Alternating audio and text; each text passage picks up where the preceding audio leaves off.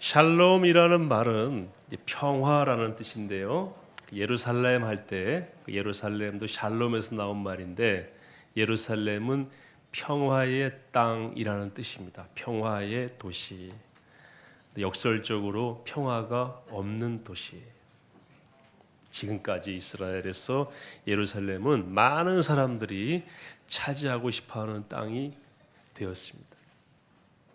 근데 샬롬이라는 말은 하나님과 우리 사이의 평화, 하나님이 주시는 평화, 그런 의미의 평화인데 지금도 유대인들은 세계 어디를 가든지 샬롬이라고 인사합니다.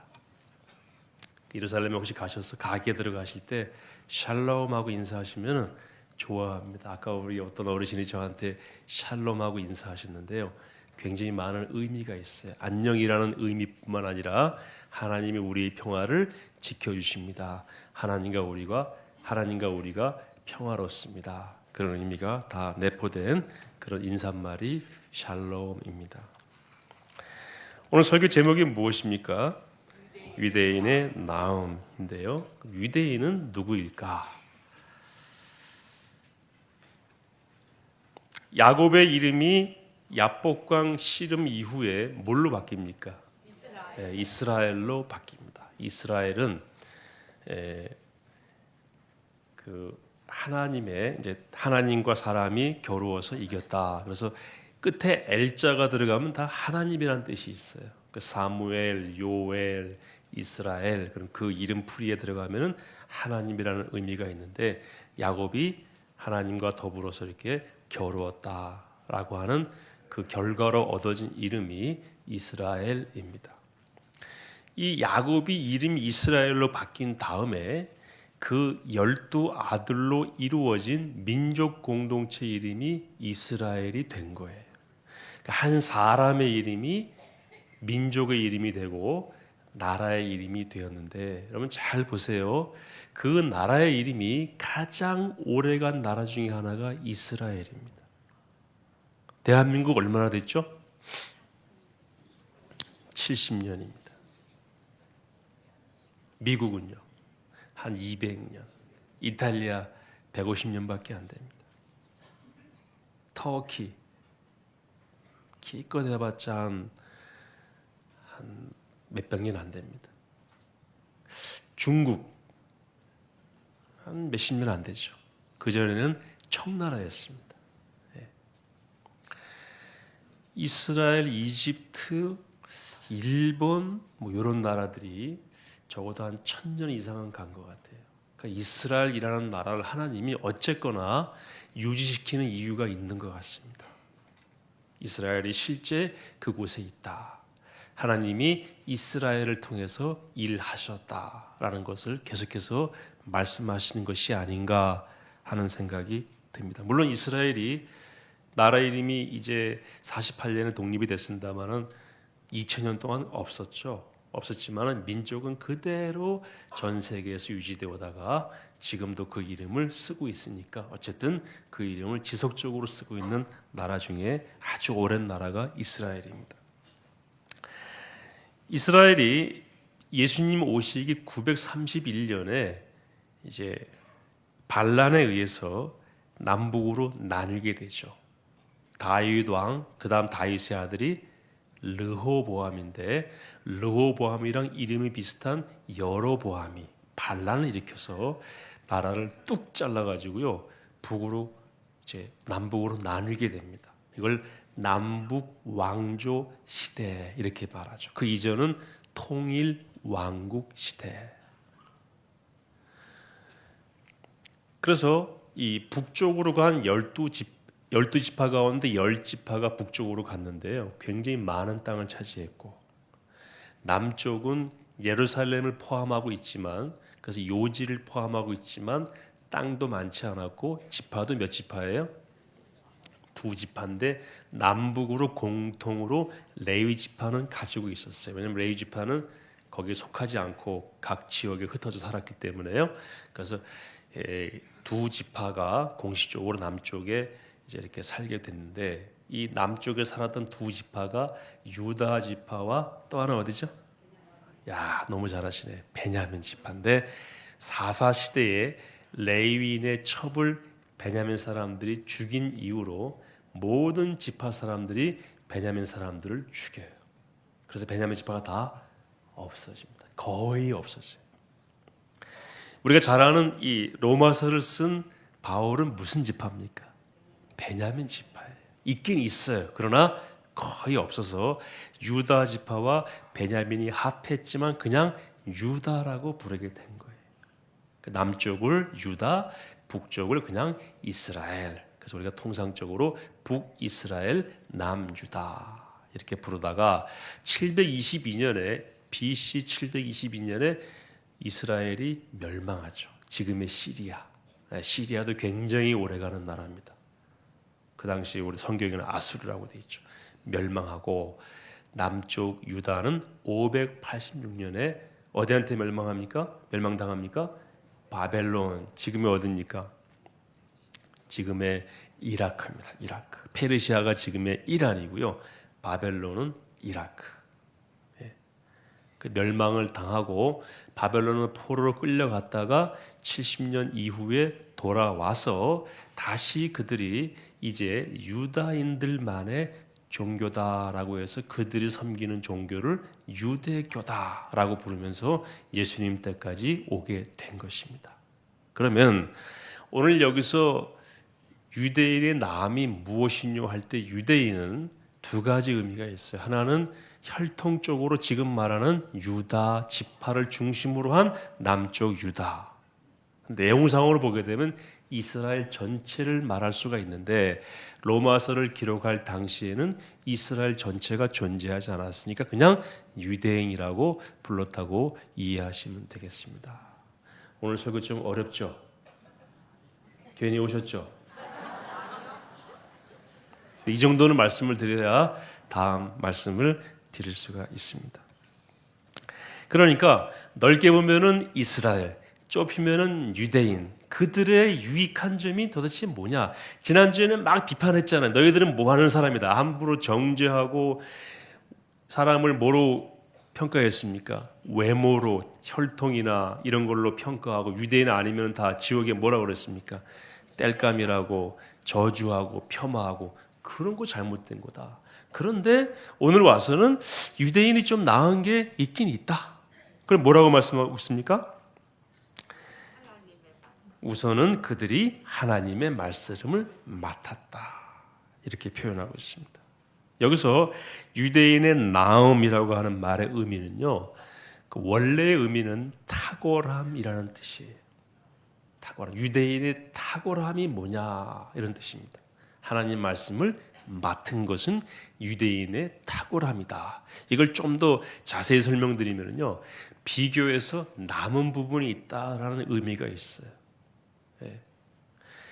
비교해서 남은 부분이 있다라는 말은 그 남은 부분은 비교한 또 다른 대상이랑 차이가 나는 부분이죠. 그건 따라갈 수가 없어요. 따라잡을 수가 없어요. 키를 쟀는데 제가 이만큼 크면 이 부분은 저에게만 있는 거잖아요.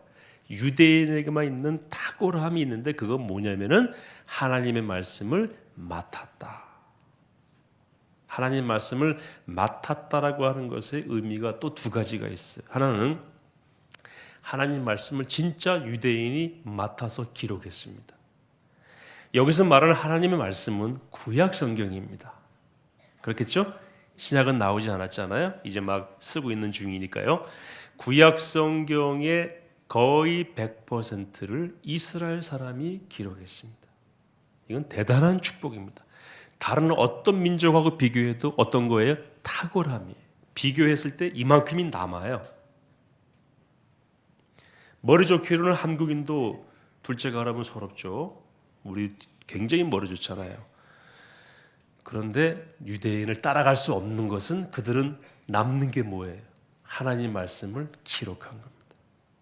다니엘서에 보게 되면은 느부갓네살 왕이 일부 고백한 내용이 있어요. 그것만 제외하고는 전부 이스라엘 사람이 기록을 했습니다. 다 유대인은 아니지만 아까 말씀드린 대로 폭넓게 했을 때 이스라엘 사람 그들이 구약 성경을 기록을 했습니다.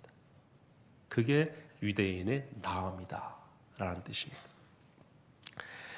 그리고 유대인들은 이 말씀을 굉장히 정말 귀히 생각을 해가지고요, 말씀을 외웠죠. 토라라 그래가지고 모세 오경 있죠. 뭐 있죠? 창세기, 출애굽기, 레위기, 민수기, 신명기, 이 5권을 토라, 율법, 유대인들이 보통 말하는 율법 하면 이 5권을 의미하는데 이건 거의 외우다시피 했습니다. 그리고 어린아이들에게 가르쳤어요. 엄마가 아이를 임신하면은 성경을 읽기 시작하는데 읽으면서 아이를 낳기 전에 읽었던 부분까지 표기한 다음에 아이를 낳게 된 그 아이한테 그 다음을 읽으라고 하죠. 이건 네가 뱃속에서 읽은 거다. 이제 네가 읽을 수 있으니까 다음을 읽어라. 그래서 아이에게 성경을 어릴 때부터, 그래서 어릴 때부터 성경을 외우고 읽었기 때문에 유대인들이 머리가 좋은 거예요. 손주들한테요, 과외 보내시는 것도 중요한데 성경 읽고 암기하라고 그러세요. 그럼 지혜가 트이게 되어 있습니다. 아멘이시죠? 유대인들이 그래서 기가 막히게 문서를 해독하고 문서를 검색하는 일에 IT 분야에서도 굉장히 탁월하게 지금도 쓰임 받고 있습니다. 제가 군에 있을 때 미국 이스라엘 국방부에 출장을 갔는데 그 부대들을 방문했어요. 그 이동용 회당이 있습니다. 전쟁터에 회당을 끌고 다녀요. 그리고 그 안에 율법 상자가 있습니다. 그리고 오후 2시만 되면 병사들이 모여서 율법을 암송을 합니다. 물론 예수님은 믿지 않죠. 그러나 그들의 전통대로 말씀을 끔찍히 생각하고, 심지어 어떤 부모는 성경책 안에다가 꿀을 발라가지고 어릴 때부터 이 책에는 달콤함이 있다라는 걸 이렇게 알려주면서 성경을 가까이 하게 하는, 그게 유대인들의 성경 사랑이에요. 이게 유익이라는 겁니다. 성경 말씀을 기록하고 말씀을 보존하고 유지하는 일을 유대인이 맡았는데 이것은 굉장히 탁월합니다. 두 번째는 뭘까요? 두 번째는 말씀을 기록할 때 말씀에 나오는 대상이 되게 하신 유익이 있습니다. 성경은 사실 누구의 역사입니까? 이스라엘의 역사예요. 다른 나라 이야기도 나오는데 다른 나라 이야기가 나오는 건 참 다행스럽습니다. 그래야 성경이 진짜인 걸 증명할 수가 있죠. 이집트 역사도 들어오고 바벨론 역사 들어오고 페르시아 역사 들어오고 헬라 역사가 들어오니까 성경을 딱 보다 보니까 이건 성경은 누가 지어낸 그들만의 이야기가 아니라 역사 속에서 이루어진 진실이다라는 걸 알게 됐지만 중심은 누굽니까? 이스라엘. 자, 그러면은 하나님께서 이스라엘 백성이 성경에 기록하게 된 대상이 되게 하시면서 하신 일이 뭐냐면은 결국 이스라엘 백성을 통해서 하나님을 계시하신 겁니다. 하나님이 누구신지를 어떻게 알았어요? 이스라엘 역사 가운데 하나님이 일하시는 것을 보고 우리가 하나님을 알게 된 것입니다. 이스라엘 백성이 출애굽하기 전에 10가지 재앙이 있었지 않습니까? 그 10가지 재앙을 경험하는 걸 통해서 우리가 하나님을 알게 됐죠. 수많은 징계와 축복의 내용들을 이스라엘 사람들이 경험하는 걸 보면서 우리가 하나님을 알게 됐죠. 쉽게 말하면 스크린입니다. 스크린. 저 투사하는 프로젝터가 있지 않습니까? 저거 아무리 좋은 거 켜도요, 스크린이 없으면 보입니까? 안 보입니까? 안 보입니다. 여기도 스크린 있지 않습니까? 스크린 없이 허공에 저걸 비춰보세요. 성능 10배 좋은 걸 비춰도 아무것도 안 보입니다. 뭐가 있어야 돼요? 스크린이 딱 있어요. 스크린을 한번 걷어 올려볼까요? 걷어 올려도 거기에 뭐가 있어요? 벽이 있으니까 희미하게 보이는데 아예 없으면 전혀 보이질 않습니다. 하나님은 이스라엘 백성을 딱 세워서 하나님을 투사해서 이스라엘 백성 역사 속에서 하나님이 보이게 하신 겁니다. 그걸 기록으로 남기게 하신 거예요. 그래서 이스라엘 백성들만큼 하나님을 잘 아는 백성은 없다라고도 말할 수가 있습니다. 우리가 하나님을 어떻게 알게 되었느냐? 이스라엘 백성의 역사를 통해서 알게 되었다. 우리가 아리랑을 부르지 않습니까? 아리랑 아리랑 아라리요. 따라 부르시는 분들 있죠. 이거 진짜 따라 부르고 싶어요. 그죠? 그 좀 더 부르고 구슬지게 부르면 눈물 나오잖아요. 진짜 제가 그 유럽의 어디 시골에 갔는데요. 식당에 들어갔는데 어떤 할아버지가 바이올린을 켜는데 아리랑을 켜시는 거예요. 다 울었어요. 그 왜 울까요? 우리 노래잖아요. 미국 사람은 울지 않습니다. 하나의 노래네. 너희들이 되게 좋아하는 노래 이거 맞지? 그러나 움직이지는 않습니다. 여러분 사물놀이 막 두드리잖아요. 흥이 납니까 안 납니까? 흥이 나죠. 어떤 사람은 외국 사람 중에 어떤 사람은 시끄러워하는 사람도 있을 수 있어요. 그러나 한국 사람들은 대부분 흥이 나는 이유가 우리에게서 나온 겁니다.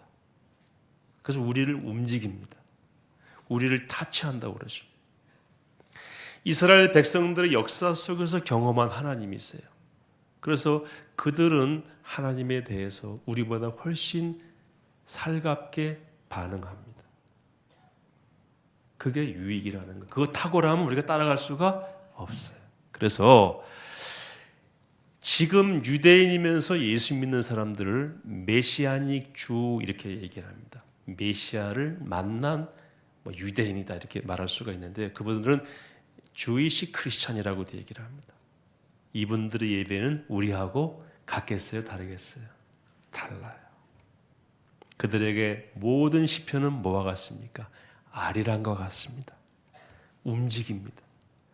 제가 그래서 이스라엘 사람들이 드리는 크리스찬 예배 몇 번 참석해 봤는데요. 찬양을 한 30분 동안 일어서 가지고 열심히 부르는데 대부분 가사가 다윗의 시편이에요. 근데 저는 그들만큼 움직이지 않는데 그분들은 열정적으로 깊이 찬양을 드립니다. 그리고 한 30분 동안 서서요. 계속 찬양합니다. 다윗이 그렇게 찬양했잖아요. 속옷치며 뛰면서 옷이 벗겨지는 줄도 모르고 막 찬양. 그 정서를 유대인들은 가지고 있는 겁니다. 얼마나 유익이 있습니까?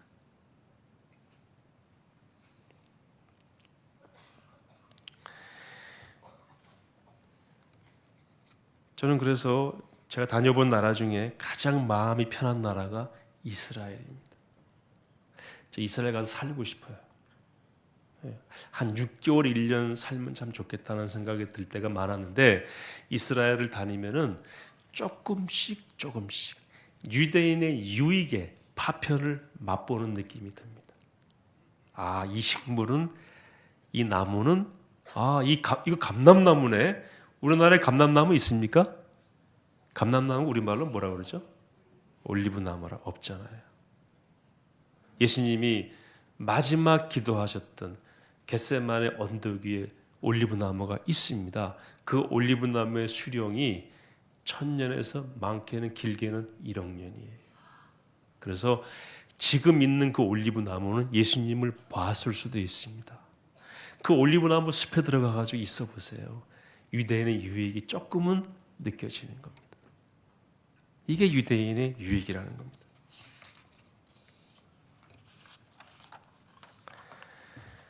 그런데 유대인이 자신들의 이런 탁월함과 유익함에 대해서 오해하고 있는 것에 대해서 지난주에 말씀했죠. 너희들이 그런 유익함을 너희들이 성취한 것으로 오해하고 그런 유익이 부족한 다른 지체들이나 다른 민족을 뭐했다? 정죄하고 폄하했다.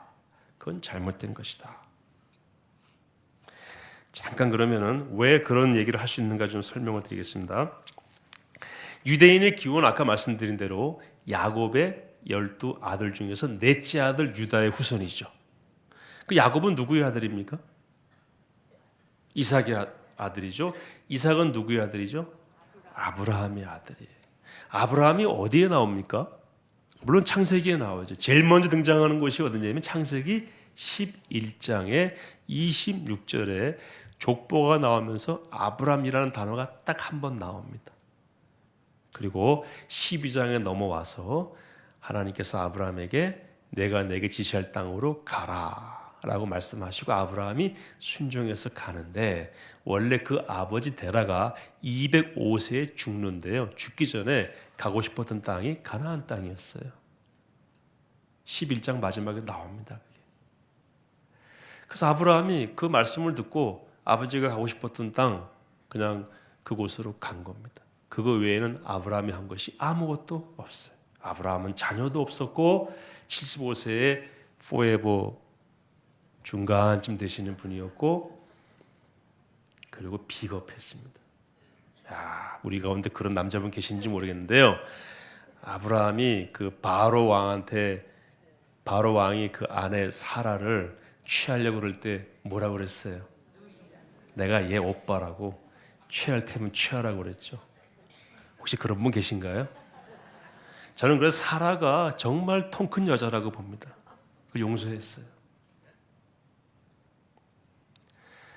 하나님께서 아브라함을 택하시고 부르시고 아브라함을 계속해서 믿음의 사람으로 만들어갈 근거가 아브라함에게는 전혀 없었습니다. 아브라함 아버지는 뭐 하는 사람이었어요? 우상 섬기는 사람이었습니다. 아브라함의 후손이 유대인이 된 겁니다. 유대인 너희들에게 어떤 이럴 만한 자격도 없다라는 걸 성경은 계속해서 말씀하고 있어요. 그런데 유대인은 말씀을 맡았다라고 해서 그 탁월함을 가지고 다른 사람을 정죄하고 자기들을 높이는 걸로 잘못 오용했다 하는 것이 성경의 지적인 것입니다. 그러므로 이렇게 표현할 수 있을 것 같아요. 정말 유대인이 하나님 말씀을 맡은 것이 아니고 하나님께서 유대인에게 말씀을 맡기신 거예요. 그냥 맡기신 거예요. 그리고 내가 너희 민족을 통해서 나를 계시하겠다. 그래서 오고 오는 후손들이 그걸 보고 나를 알도록 하겠다. 하나님의 주권적인 맡김이었지 유대인들에게 그럴 만한 탁월함이 있는 것은 아니었다라는 거예요. 여러분 유대인들이 얼마나 팍팍한지 알 수가 없어요. 제가 유대인 전에도 말씀드렸습니다만은 같이 밥도 먹어보고 또 일도 같이 해보고 며칠 동안 같이 돌아다니기도 해봤는데요. 유대인들 참 상대하기 쉽지 않습니다. 우리가 봐도 그런데 하나님께서 그들을 그냥 택하셔서 말씀을 맡겨주신 거예요. 탁월한 존재가 되도록 해주신 거예요. 이거를 오해하고 이걸 오용한 거에 대한 지적을 하고 계시는 겁니다. 그래서 로마서 9장에 이런 말씀이 있어요. 9장 27절 한번 읽어보겠습니다. 이 사람아 내가 누구에게 감히 하나님께 반문하느냐 지음을 받은 물건이 지은 자에게 어찌 나를 이같이 만들었느냐 말하겠느냐.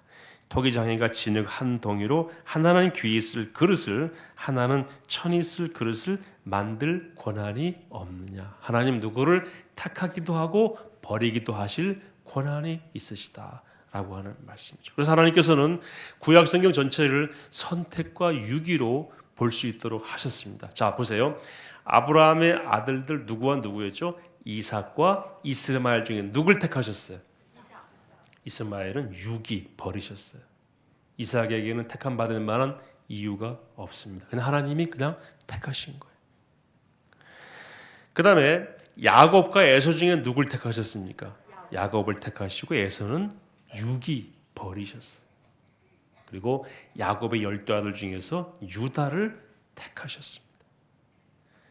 선택과 유기의 결정은 하나님이 하신다. 그래서 오늘 이 말씀을 통해서 우리가 알 수 있는 것은 뭐냐면 하나님의 주권입니다. 모든 건 누가 하신다? 하나님이 당신의 선하신 판단대로 주권적으로 하신다.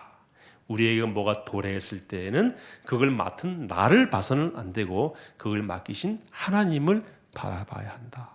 이것이 오늘 말씀의 핵심인 것입니다. 그래서 우리는 계속해서 오늘날 영적인 유대인이 누굽니까? 우리예요. 그러니까 구약에 계시된 유대인이 계속해서 보여주는 것은 하나님의 택한 백성이다라고 하는 이미지죠. 오늘 하나님 택한 백성은 누굽니까? 예수 믿는 우리들입니다. 우리들에게도 뭐가 있습니까? 탁월함이 있죠. 이 탁월함은 우리가 성취한 것이 아니고 하나님께서 만들어주신 거예요. 맡겨주신 거예요. 그런 가운데서 우리가 붙잡아야 될 것은 뭐냐면 모든 것은 하나님이 하신다. 하나님의 무슨 사상입니까? 주권 사상입니다.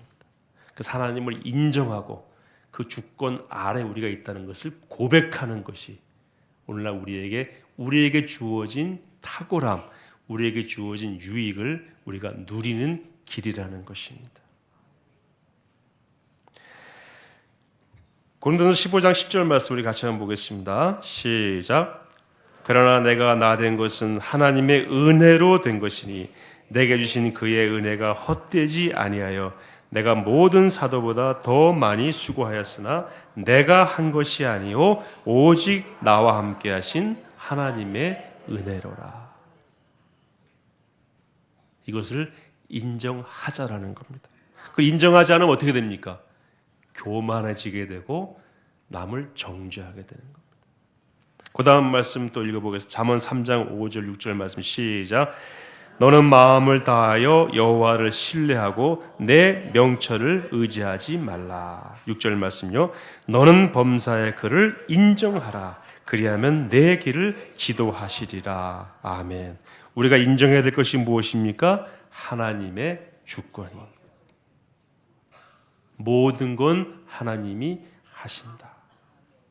우리는 그분의 도구일 뿐이다. 주권을 인정하지 못하면 유대인처럼 유익은 있지만 정죄하게 되고 스스로가 고립되는 것입니다. 주권을 인정하지 않으면 어떻게 됩니까? 교만하게 됩니다. 주권을 인정하지 않으면 그리스도인이지만 인본주의적 그리스도인이 됩니다. 내가 다 하는 겁니다. 조금 더디고 수동적으로 사는 것도 괜찮아요. 왜? 하나님이 하실 것을 기다리면서 가는 겁니다. 믿음이 없으면 앞서지라도 말아야 됩니다. 너무 앞서면은 내가 일을 하게 되고 결국 그르치게 됩니다.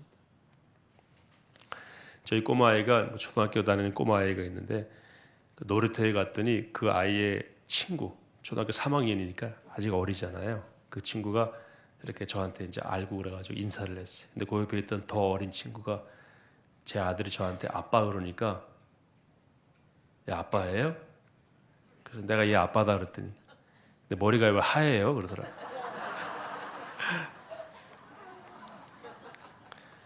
제가 이제 기분이 상당히 나빴죠. 네. 근데 저희 집에 자주 놀러 오는 그 친구가 우리 교회 다녀요. 우리 꼬마랑 같이 다니는데 그 친구가 옆에 있다가 뭐랬냐면요. 야, 목사님이셔 그러더라고. 목사님은 힘드셔 그러더라고요. 그래서 제가 그날 저녁 걔를 우리 집에 불러가지고 밥도 먹이고요. 간식도 먹이고 넌 참 그리고 부모님이 그렇게 얘기하는 것 같아요. 집에서. 목사님은 힘들다. 그러니까 그렇게 얘기하지 걔가 뭘 알겠어요. 네. 어쨌든 근데 우리가 하나님 주권을 인정하지 않고 너무 내가 주도적으로 살면은요 목사도 힘들지만 하나님도 힘들어하세요.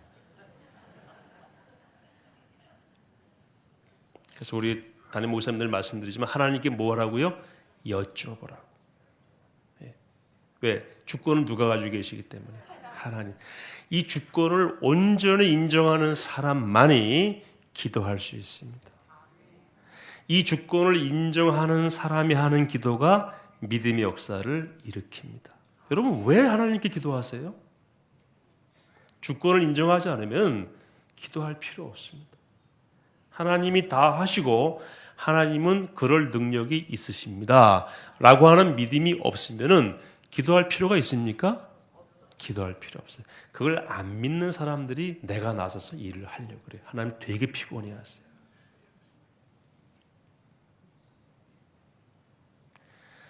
그래서 이런 말이 있는 겁니다. 기도보다 앞서지 마라. 기도하는 것은 일단 하나님 인정하고 들어가는 거예요. 그를 인정하고 그에게 여쭙는 겁니다. 그러면 내 길을 지도하신다고 말씀하셨죠. 그러니까 잘 모르겠으면 일단 뭐예요? 따라라도 가세요. 너무 앞서지 마시고 너무 말로 판단하지 마시고. 제가 오래전에 그 미국에 출장을 갔었는데요. 그 펜타곤이라고 있잖아요. 미국 국방성 거기에 이제 들어가서 회의를 하고 일을 봐야 되는데 저희 군인 신분이었으니까 저희들이 움직일 때에는 그 방문하는 나라의 대사관에 무관이 있어요. 우리 군인 무관들이 저희들을 에스코트하고 일을 다 스케줄 잡아주게 되는데 이분이 그걸 펑크를 냈어요. 제가 더 자세한 얘기는 안 하겠습니다만은 그래서 미국 현지에 도착을 했는데 펜타곤 들어가는 일이 캔슬됐다는 겁니다. 그때 9.11 이후였기 때문에 보안이 굉장히 심각한 건 저희들이 알고 있었지만은 그건 있을 수가 없잖아요. 제가 지난주 얘기 들었던 그 일정이었어요. 군정감리 모시고 제가 갔는데 너무 당황했죠. 그래서 이제 저녁을 먹는데 이 무관이 와가지고 고개 푹 숙이면서요 죄송하다고 그러고 밥을 먹는데 밥도 안 먹히지만 저는 실무자였기 때문에 너무 힘들었죠. 그래서 저 호텔 방에 모여서 회의를 하는데 밤에 그 워싱턴 DC에서의 밤에 뭐 구멍이 하나도 없어요. 해결될 구멍이 하나도 없어요. 미국에 제가 뭐 아는 사람도 없고 펜타곤에 아는 사람도 없고 한국에 전화하려고 그러니까 시차가 달라가지고 전화 받을 수도 없고 완전히 아무것도 없는데 뭐는 있습니까? 그렇죠. 일은 누가 하십니까? 하나님. 기도라도 해야죠. 그게 우리의 믿음이죠. 우리 그리스도인은 이렇게 생각하실 때 한번 따라해서 항상 길이 있다. 왜? 예수님이 길이시잖아요. 나는 길이요 진리요 생명이니 헤호도스 나는 그 길이라고 그랬어요. 그냥 길이 아니라 나는 그 길이다. 구약에 예언되었던 바로 딱 하나의 그 길이다. 예수님이 길이세요. 그래서 뭐 막혀도 그 예수님이 막히게 하시는 것은 그 막힌 게 길이에요. 우리 그런 믿음이 있죠. 하나님 다 주권적으로 하시니까. 그 밤에 헤어지면서 신부님하고 법사 스님하고 목사 셋 갔는데 신부님하고 스님은 이제 하고 방으로 들어갔어요. 근데 우리 선배 목사님이 저한테 딱 헤어지면서 문 앞에서 이렇게 얘기하시더라고요. 주목사 기도하자 그러더라고요. 그리고 자기는 한국에 전화해서 기도로 돕는 분들이 있대. 그분들에게 기도 제목을 주겠다 그러더라고요. 들으시라고. 그 저는 제 방에 와서 이제 잠을 자는데 어차피 잠이 안 오잖아요. 아시죠? 미국에 도착하면 이틀 잠이 옵니까? 잠이 안 오는데 화장실에 가서 성경을 변기 위에 펼쳐놓고 무릎 꿇고 계속 읽고 기도하고 그렇게 하다가 아침에 조금 자고 이제 저희들이 방문한 어떤 군인병원으로 갔어요. 그 미국에서 유명한 월트 리드라고 하는 그 병원에 갔는데 그 병원에서 병원 도착해서 이제 딱 차에서 제가 내렸거든요. 군복을 입고 사진을 보여드리면 좋을 것 같은데 또 그런 사진은 좀 안 보여드리는 게 더 좋을 것 같아서 내려서 이제 악수를 하는데 거기 병원에 이제 원장 완스타 군의관이죠. 그분하고 거기에 근무하는 이제 우리 미군 군복 목사님들 쭉 나와서 도열회가 저희들 이제 맞이하는데 어떤 대령 목사님이 그분 이름이 와일리인데 나는 그분 알지 못하는데 그분은 저를 보더니요. 채플린 주, long time no see. 오랜만이다 그런 뜻이죠. 그러니까 언제 봤다는 얘기잖아요, 저는 지금 이날 일정에서 조금 좀 아는 사람 만나면 좋겠다 싶은 마음으로 왔고 어쨌든 하나님 도와달라고 기도하고 왔는데 저를 아는 사람이 저를 딱 본 겁니다. 저는 그분 몰라요. 모르는데 저한테 오더니 팔짱을 딱 끼면서 굉장히 오랜만에 만난 친구를 보듯이 와이프 잘 있냐고 잘 있다고 그랬죠. 그 용산에 드라곤 힐이라고 하는 영어로 드라곤 힐 호텔이 있어요. 거기서 나랑 저녁 먹은 거 난 지금도 기억한다고. 저는 거기 가본 적이 없는 호텔인데 그렇게 얘기를 하는 거예요. 그래서 거기 이제 현관 내려가지고 그 병원 안에 있는 교육기관까지 걸어가는데 저 옆에서 계속 너무 반갑다고 뭐 얘기하면서 그러는 거예요. 근데 제가 나 당신 모른다고 얘기를 할 수는 없잖아요. 그렇다고 제가 거짓말한 건 없는 게 와이프 잘 있냐고 잘 있다고. 그리고 용산에서 밥 먹은 거 기억나? 저 얼마나 자기가 좋은지 모르겠다고. 그건 내가 가만히 있었어요. 무슨 얘기인지 모르니까. 근데 이분 마음에는요 오랜 친구를 만난 거예요. 그러니까 뭐 잘해주고 싶은 거죠. 그래서 회의하다가 제가 중간에 이분을 나오라고 그랬어요. 영어로 Do me your favor. 나한테 호의를 좀 베풀 수 있겠습니까? 그랬더니 영어로 Why not? 그러더라고요. 왜 안 되겠어? 내가 널 얼마나 오랜만에 만났는데 마음속으로 그랬겠죠? 그래서 그런저런 부탁을 했더니 이분이 오케이 도와줘서 그 다음날 펜타곤에 들어가서 일을 잘 보고 왔어요. 제가 나중에 알아보니까 생각해보니까 저는 주잖아요. 조자성 가진 한국 목사님이 거기서 근무했었어요. 용산 미군 부대에서. 근데 그분하고 저하고 키도 비슷하고 안경도 이렇게 썼어요. 근데 제가 그분 후임으로 한 번 근무한 적이 있거든요. 그래서 제가 전화 받으면서 네 주현정 목사님이다라고 하면 제가 모르는 말을 계속해요. 상대편이. 그래서 저 주현정인데 그러면 그래요 미안합니다. 왜냐면 그분 이름이 조은중이었어요. 그러니까 주현정, 조은중 잘 모르겠죠. 채플린 주나 조나 뭐 우리가 미국 사람 보면 잘 모르는 것이 미국 사람 한국 사람 보면 잘 이재관 목사님이나 저나 잘 몰라요. 그래서 제가 우리 와이프한테 전화해서 하나님 이렇게 이런 일이 있었다고 그랬더니 하나님이 그 사람의 기억을 훅 흔들어 놓은 것 같다. 그 다음에 또 갔어요. 얼마나 잘해주는지 몰라요. 자기 사무실로 불러가지고요. 막 와이프 근데 그 부인이 미국 사람인데 자녀가 없어가지고 한국에서 근무할 때 한국 아이 둘을 입양을 했더라고요. 참 훌륭한 분이에요. 그 다음 세 번째 가서는 제가 실토하려고 그랬어요.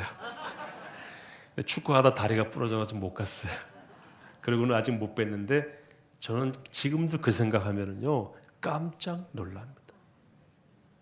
완전히 길이 없는데 하나님이 하신 겁니다. 왜요? 하나님은 뭐이시기 때문에? 주권자이시기 때문에. 우리는 그분이 얼마나 큰 능력과 어떤 상황에서 그 문제를 풀어갈지 몰라요. 일단 그분에게 뭐 하는 겁니까? 의뢰하는 겁니다. 이것이 21세기 영적 유대인이 가진 유익입니다. 우리의 유익이 무엇입니까? 우리에게 주신 구원의 은혜, 이건 우리가 얻은 것이 아니고 하나님 우리에게 맡겨주신 거다. 이 말씀도 맡겨주셨다. 제가 그때 그 일 이후로 펜타곤에 들어가서 일을 잘 처리해가지고요. 그 이후에 한국 목사님들을, 군목 목사님들 미국에 공짜로 교육을 보내는 일을 하게 됐습니다. 그리고 또 많은 분들이 외국으로 출장을 갔는데 지난주에 그 프로그램을 따라 출장 간 분이 저한테 전화가 와서 저희 선배인데 주 목사님이 일을 다 해놔가지고 내가 덕분에 미국 출장 갑니다라고 전화가 와서 제가 속으로 그랬어요. 그거 제가 한 거 아닙니다. 또 하라고 그러면 못하지만 못할 것도 없죠. 그죠? 누가 하시면 됩니까? 하나님이 하시면 됩니다. 이거 확실히 믿으셔야 됩니다. 이거를 유대인이 모르고 자기에게 주어진 것만 가지고 이건 내가 맡은 것이다 라고 하는 것에 대해서 오늘 말씀을 이렇게 표현하는 학자도 있어요. 유대인의 유익이 무엇이냐 이렇게 말하는 학자도 있지만 유대인이 낳은 게 뭐요? 낳을 게 없다 라는 걸 지적한 말로도 번역하고 해석하는 분이 있습니다. 우리가 낳은 것이 무엇입니까? 없습니다. 우리가 하나님의 은혜로 하나님을 잡게 된 거예요. 더 정확하게 말하면 그분이 우리에게 찾아오신 겁니다. 누구에게 오신 것처럼? 아브라함에게 오신 것처럼. 아무 소망이 없던. 그래서 아브라함이 99세가 되어서야 아브라함이 돼요. 그리고 100세의 아들을 낳잖아요. 자식도 없고 째째하고 거짓말 잘하고 어디 자기 부인을 갖다 동생이라고 그래요. 정말 난 그래서 성경 보면서 사라를 정말 존경하게 됐어요. 통 큰 여자 사라, 아브라함을 품었습니다. 아브라함은 자격 없습니다. 하나님이 찾아가셔서 당신의 주권으로 세우신 겁니다. 우리도 마찬가지입니다. 우리의 유익이 무엇입니까? 하나님의 주권을 인정하고 그 분에게 우리의 모든 것을 아뢰며 되어진 모든 것들을 다시 하나님께 영광을 돌리는 지혜를 갖는 것이 우리의 유익이라고 믿습니다. 이 유익을 평생 동안 잘 누리시기를 축복합니다.